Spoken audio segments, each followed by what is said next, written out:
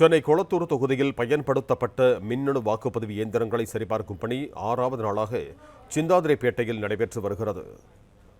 இது தொடர்பான கூடுதல் விவரங்களோடு இணைகிறார் எமது செய்தியாளர் மாணிக்கம். வணக்கம் மாணிக்கம், உங்களிடம் இருக்கும் தகவல்களை சொல்லுங்க. சென்னை கொளத்தூர் சட்டமன்ற தொகுதியில கடந்த தேர்தலின் போது பயன்படுத்தப்பட்ட மின்னணு வாக்குப்பதிவு இயந்திரங்களை பரிசோதிக்கக்கூடிய பணி கடந்த 6 நாட்களாக நடைபெற்று வருகிறது. இந்த பணியில 4வது நாளன்று அந்த பயன்படுத்தப்பட்ட விவிபேடுகள்ல கோளாறுகள் இருக்கிறது. அதே போன்று பயன்படுத்தப்பட்டக்கூடிய மின்னணு வாக்குப்பதிவு இயந்திரங்களை முறையை பராமரிக்கவில்லைன்னு சொல்லி திமுகவினர் குற்றம் சாட்டி அவர்கள் அந்த பரிசோதிக்கக்கூடிய பணியிலிருந்து புறக்கணித்திருந்தாங்க. குறிப்பா திமுகவினுடைய வேண்டுகோளுக்கு இணங்க தான் இந்த பரிசோதிக்கும் பணியை தற்பொழுது கொளத்தூர் தொகுதிக்காக நடைபெற்றிருக்கிறது.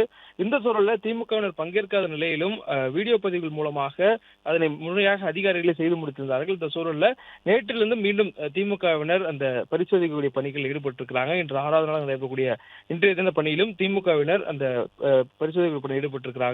மேலும் 7 நாட்கள் நடத்துவதற்கு திட்டமிடப்பட்டிருந்தது. இன்று உடன் சேர்த்து மொத்தம் 12 இவிஎம் எந்திரங்கள் பரிசோதிக்கப்படுகின்றன. இதைத் நாளைய தினம் இறுதி நாள்.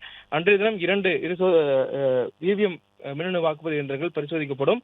அதன் பிறகாக அதனுடைய முழு ஆய்வறிக்கையும் தேர்தல் ஆணையத்திற்கு சென்னை மாநகராட்சியினுடைய ஆணையராக இருக்கக்கூடிய சென்னை தேர்தல் நடத்தும் அதிகாரி சமீரன் அவர்கள் சமர்ப்பார் எனவும், அதனைத் தொடர்ந்து நீதிமன்றத்திற்கு திமுக கோரிய அந்த பரிசோதிக்கக்கூடிய பணிக்கான விடையை நீதிமன்றத்தில் தேர்தல் ஆணையம் சமர்ப்பார்கள் என்றும் சொல்லப்பட்டிருக்கிறது. நன்றி மாணிக்கம், உங்க தகவல்களுக்கு.